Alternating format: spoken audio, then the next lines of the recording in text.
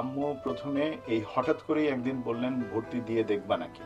বললাম কিরকম, কেন, কি বিষয়? বললো এটা একটা পরীক্ষা, এটা একটা কঠিন পরীক্ষা হয়, দেখো না তুমি পারো কিনা। এবং ওই কঠিন পরীক্ষা দিয়ে পার পেয়ে গেলাম। তারপরে হচ্ছে গিয়ে এই আইবি এর পরীক্ষা। আমার প্রস্তুতি নেওয়া হচ্ছিল আর্কিটেকচার পড়বো বুয়েটে, সেটার জন্য কোচিংও করছি। আম্মু হঠাৎ করে একদিন বললো আইবিএ তে বিবিএ পরীক্ষা দিবা কিনা। তো আমি আব্বুকে গিয়ে জিজ্ঞেস করলাম বিবিএ জিনিসটা কি।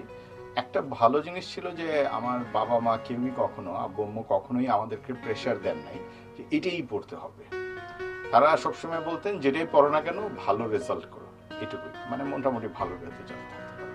সো আইবি এর পরীক্ষা হঠাৎ করেই দিয়ে দিই, একদমই হঠাৎ করে 3 দিনের নোটিশে গিয়ে আহ, মানে 3 দিন পরে হচ্ছে পরীক্ষার ফর্ম তোলার শেষ দিন, এবং ফর্ম তোলার ওই 2-4 দিনের ভেতরেই পরীক্ষা।